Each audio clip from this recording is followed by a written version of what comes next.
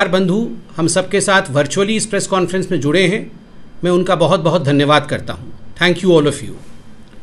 आप जानते हैं कांग्रेस पार्टी आज झूठ और भ्रम का पर्यायवाची शब्द बन चुका है। किस प्रकार से झूठ फैलाना है, किस प्रकार से भ्रम फैलाना है, इसका पर्यायवाची शब्द आज कांग्रेस बन चुका है। आज पुनः राफेल को लेकर जिस प्रकार कांग्रेस पार्टी ने झूठ बोला है, जिस प्रकार से एक भ्रम फैलाने की कोशिश की है, वो हम सब ने देखा है। अभी ये बताया गया कि फ्रांस के अंदर कोई इन्वेस्टिगेशन होने वाला है राफेल को लेकर। स्वाभाविक है, किसी भी देश में, किसी भी सोवरेन कंट्री में अगर कोई भी एनजीओ किसी चार्ज को लेकर कंप्लेंट करती है, आगे बढ़ती है, और वहाँ की जो इन्वेस्टिगेटिव फाइनेंशियल प्रोसिक्यूशन की बॉडी है, उन्होंने एक मैजिस्ट्रेट अपॉइंट किया है, तो इसको एक करप्शन के रूप में देखने की आवश्यकता है, ये हमें नहीं लगता है। Just an investigation has been ordered और एक मैजिस्ट्रेट को अलॉट किया गया है इस पूरे विषय को देखने के लिए। ये ठीक वैसे ही है। आप देखते होंगे भारतवर्ष में जिस प्रकार से कोई फाइल आती है किसी कॉम्पिटेंट अथॉरिटी के पास और वो फाइल के ऊपर हस्ताक्षर करता है कि प्लीज़ एक्ट अकॉर्डिंगली, बस वैसे ही है।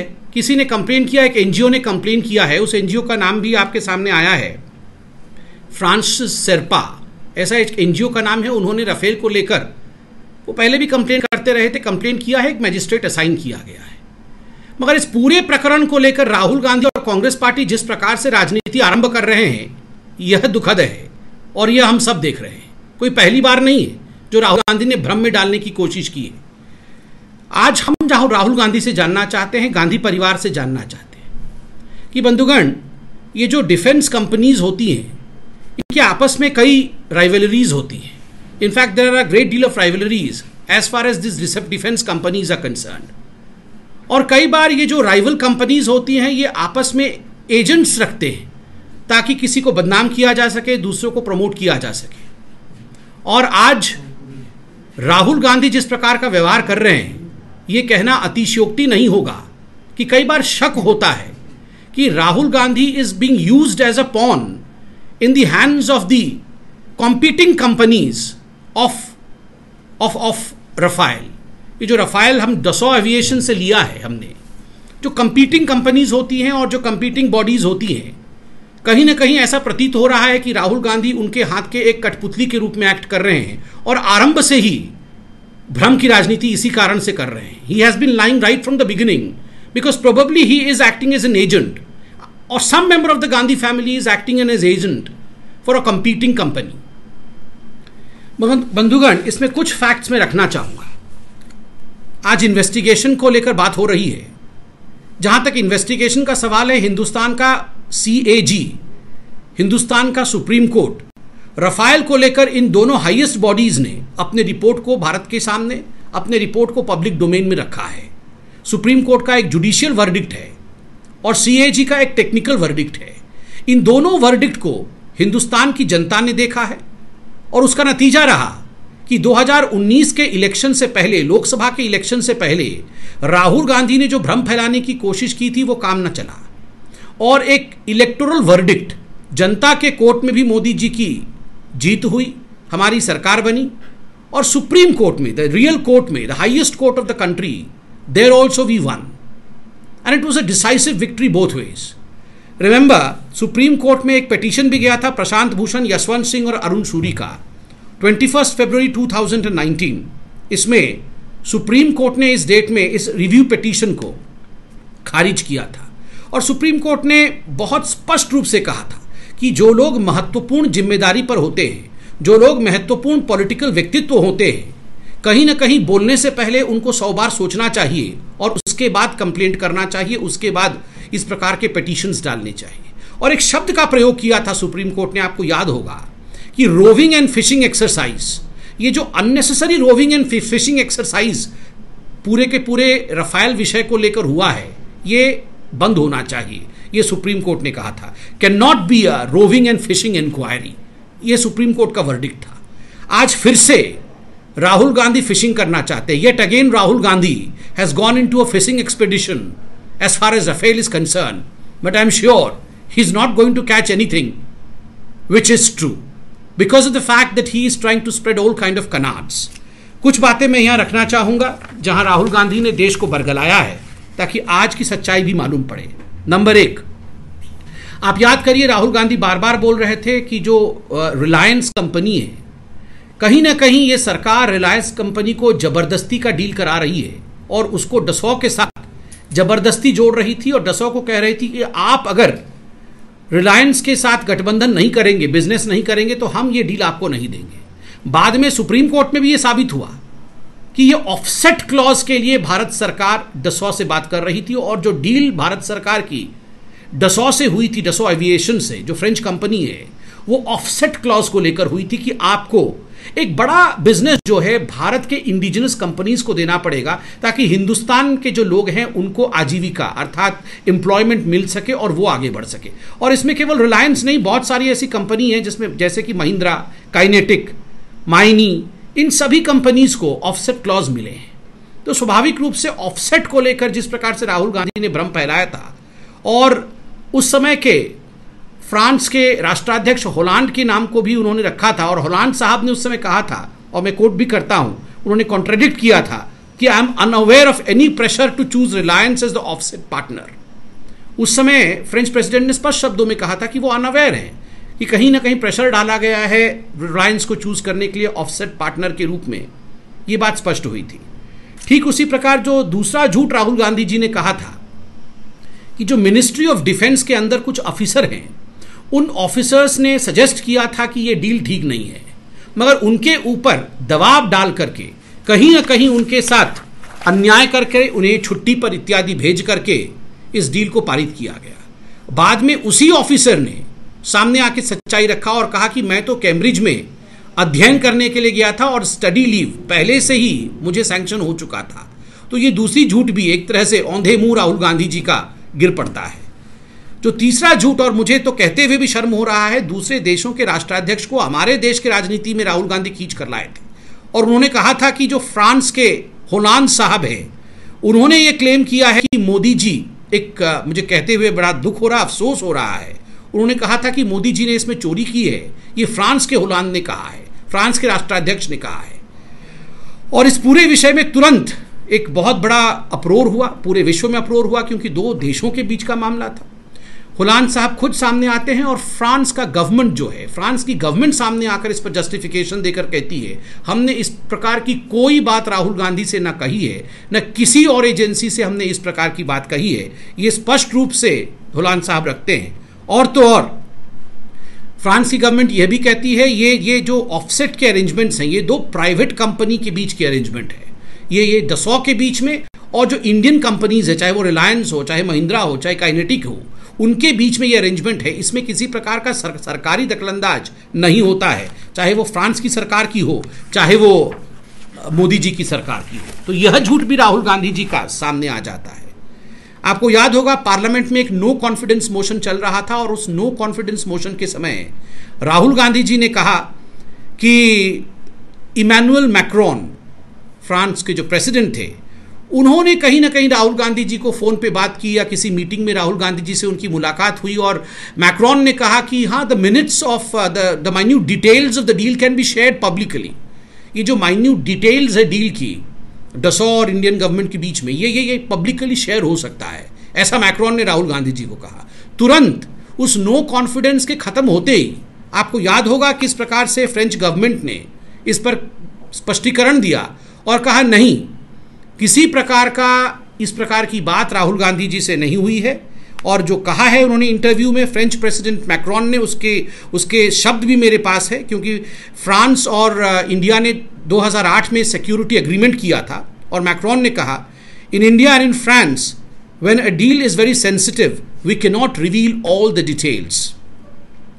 खुद जिसके नाम को लेकर राहुल गांधी झूठ बोल रहे थे, वैसे मैक्रोन सामने आके राहुल गांधी के झूठ को उसका पर्दाफाश करते हैं। जो पांचवा झूठ राहुल गांधी ने इस पूरे प्रकरण में कहा था वो सीसीएस का था कि ये जो राफेल का डील हुआ उसमें कहीं ना कहीं जो मोदी जी की सरकार थी उसने सीसीएस को, कैबिनेट कमिटी ऑन सिक्योरिटी, इसको भी बाहर रखा था। CCS was kept away from the agreement, they were not taken into confidence.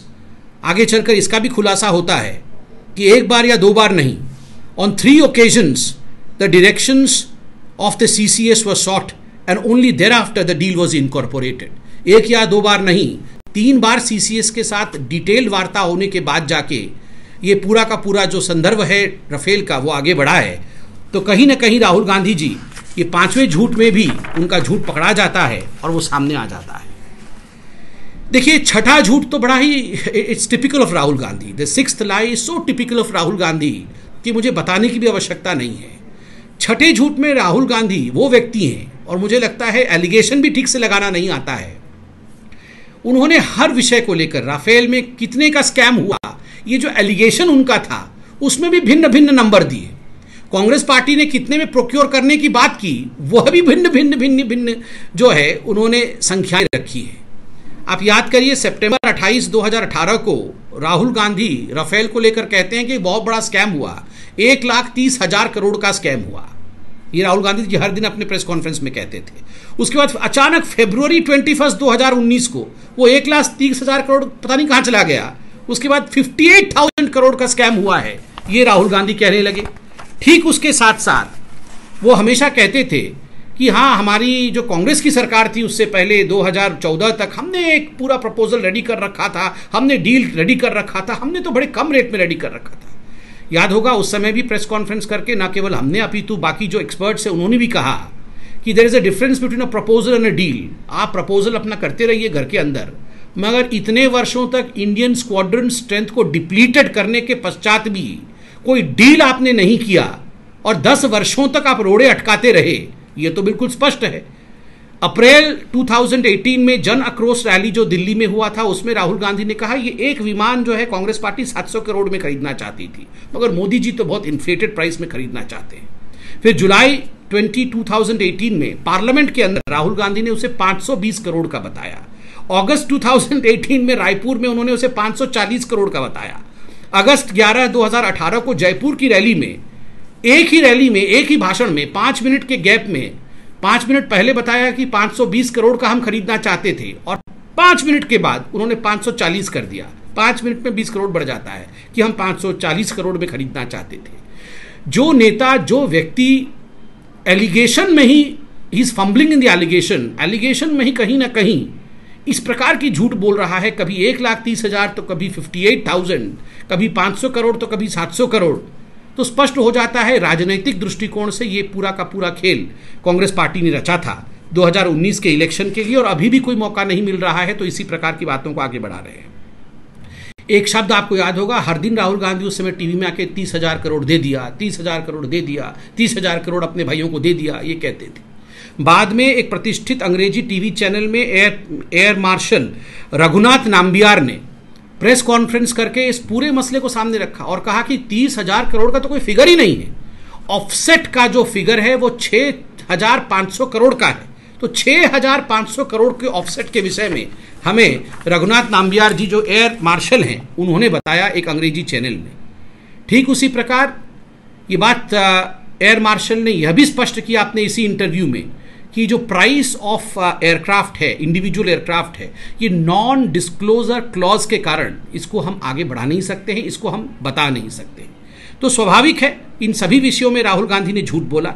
Rahul Gandhi ने यह भी झूठ बोला, 7वां झूठ है कि आपको याद होगा उन्होंने उस समय एक चौकीदार चोर है का फ्रेज बनाया था। उसका तो क्या हुआ आपको पता है कि सुप्रीम कोर्ट ने कहा है कि चौकीदार चोर है। उसके बाद राहुल गांधी जी को नाक रगड़ करके, हाथ जोड़ करके सुप्रीम कोर्ट में जाके माफी मांगनी पड़ी। आप बताइए, जो व्यक्ति सुप्रीम कोर्ट के वर्डिक्ट को लेकर झूठ बोल सकता है उसके विषय में हम क्या बोल सकते हैं। 8वां झूठ, राहुल गांधी जी ने कहा ये जो 36 एयरक्राफ्ट खरीदने का जो निर्णय भारत की सरकार ने लिया है, कहीं ना कहीं ये भारत की एयरफोर्स के लिए हानिकारक है। इसमें सुप्रीम कोर्ट ने क्या कहा है मैं पढ़ना चाहता हूं, मैं कोट कर रहा हूं सुप्रीम कोर्ट के बयान को। This is despite the fact that even before the withdrawal of RPF, an announcement came to be made on April 2015 about the decision to go in only for 36 aircraft. Our country cannot afford to be unprepared or underprepared in a situation where our adversaries are stated to have acquired not only 4th generation but even 5th generation aircrafts of which we have none. आप सोचिए जरा, ये Supreme court कह रही है, ये आम जनता कह रही है। जब हमारे देश के adversaries, the forces which are inimical to India, उनके पास 5th जनरेशन एयरक्राफ्ट आ चुके हैं, इंडियन स्क्वाड्रन स्ट्रेंथ इतना डिप्लीटेड 10 वर्षों तक हमने क्यों छोड़ा? शक होता है हमें। तो ये जो राहुल गांधी और सोनिया जी जाके 2008 में जो MOU साइन करके आए थे चाइना में, कहीं यही तो कारण नहीं है कि 10 वर्षों तक इन्होंने हिंदुस्तान के स्क्वाड्रन स्ट्रेंथ को कम रखा? उस कारण से कम रखा। और कहीं ना कहीं आज हम बता रहे हैं आपको, आप लोग भी रिसर्च करिए, आप लोग से प्रतिष्ठित पत्रकार हैं, कहीं ना कहीं इनकी जो कॉम्पिटिटिव डिफेंस मार्केटिंग चलती है किसी न किसी एक बड़े कंपनी के साथ, मैं नहीं जानता हूं कौन सी बड़ी कंपनी, जो कॉम्पिटिटिव कंपनी है उनके साथ इनकी डील जरूर हुई है, और इसी कारण से ये लगातार इस विषय को आगे बढ़ा रहे हैं। जो अंतिम विषय है 9वां झूठ राहुल गांधी का, Rahul Gandhi said that the processes and procedures laid down for the military acquisitions were flouted by PM Modi's government.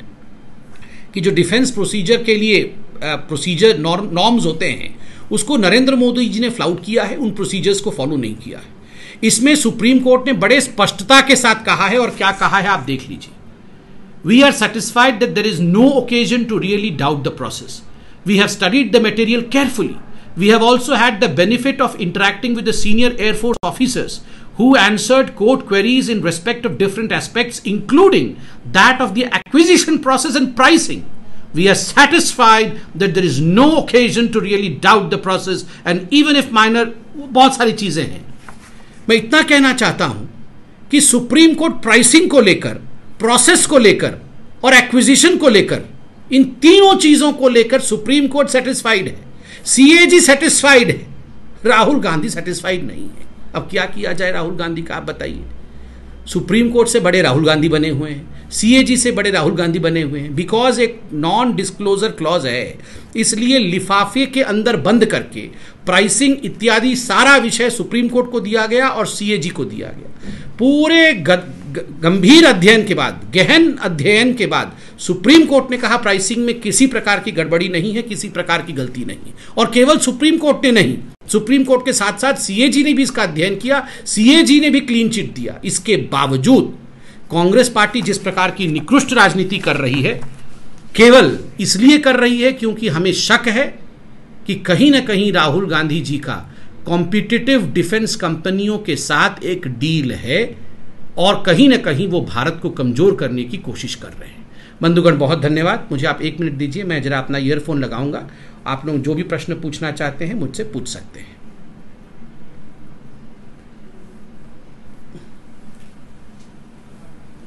जी, आप पूछिए। मेरी आवाज आ रही है? हाँ जी, शैलेंद्र मिश्रा जी पूछिए।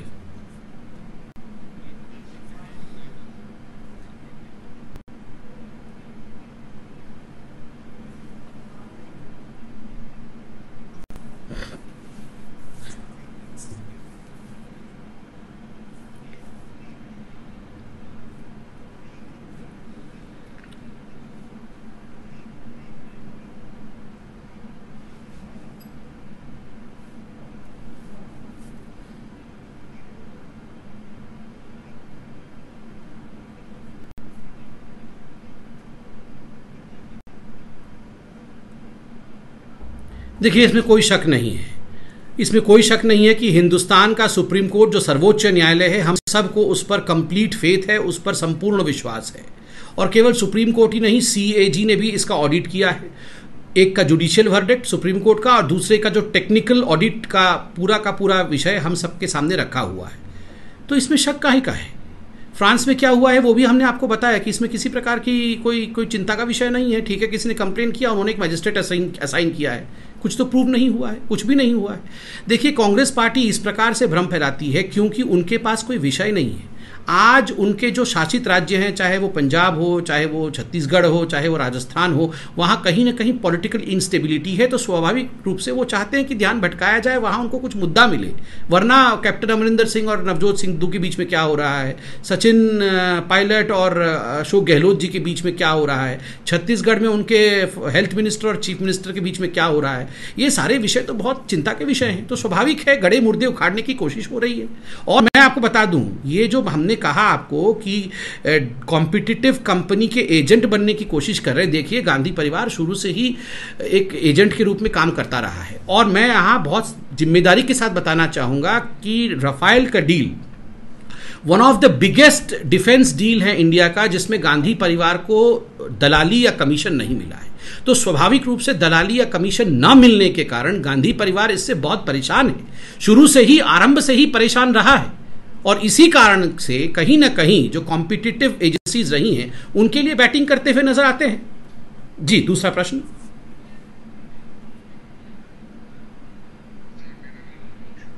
आलोक शुक्ला जी, पूछिए पूछिए।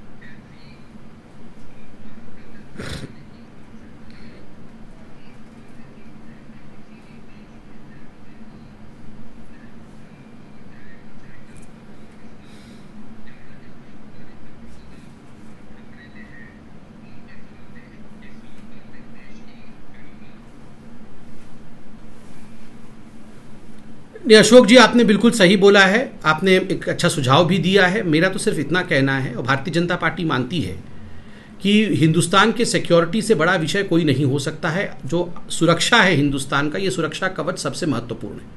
ऐसे में जो इसके साथ राजनीति करने की कोशिश करते हैं, और वो भी बहुत पेटी पॉलिटिक्स, बहुत क्षुद्र राजनीति करते हैं, छोटी राजनीति करते हैं, ये हिंदुस्तान की जनता बहुत बुद्धिमान है। तभी मैंने अपने प्रेस कॉन्फ्रेंस के दौरान कहा, चूंकि राफेल के साथ उन्होंने राजनीति की तो एक इलेक्टोरल वर्डिक्ट भी आया, एक जुडिशियल वर्डिक्ट भी आया। जुडिशियल वर्डिक्ट में भी हमारी जीत हुई और इलेक्टोरल वर्डिक्ट में 2019 में भी हमारी जीत हुई। हिंदुस्तान की जनता समझती है कि कौन सच्चा सिपाही है उनका, और कौन ये कमीशन और एजेंसी, इनमें विश्वास रखता है। कांग्रेस पार्टी का एक इतिहास रहा है, वो इन्हीं चीज़ों में लिप्त रही है, तो स्वाभाविक है अगर अच्छा काम होता है तो वो इस पे उंगली उठाते हैं। मगर आपका सुझाव बिल्कुल सही है, इससे देश का मान गिरता है और दूसरे देशों के बीच कहीं ना कहीं भारत का नाम खराब होता है। धन्यवाद। कोई दूसरा प्रश्न हो?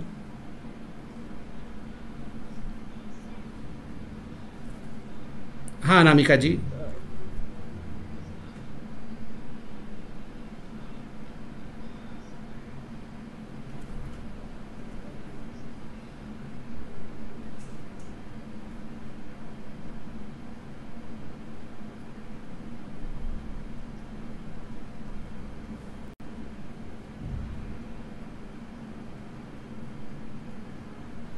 देखिए अनामिका जी, मैं इतना कहना चाहूँगा, कांग्रेस को एक छोटा सा एडवाइस है, अनसॉलिसिटेड एडवाइस है। वो बाकी राज्यों के विषय में चिंता तो करे, राजनीतिक पार्टी है, स्वाभाविक राजनीति करेगी, मगर अभी सघन चिंतन, बैठक और सब कुछ वो पंजाब को लेकर करे।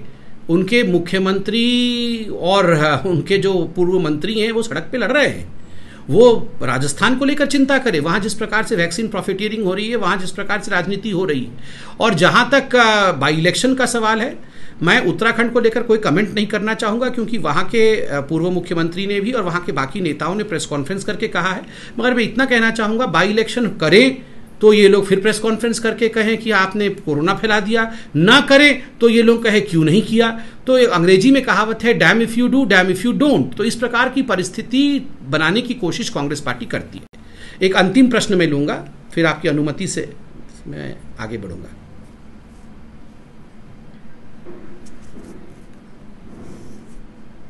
हो गया, थैंक यू। आप सब एक, हाँ अनामिका, दूसरा सवाल। हाँ,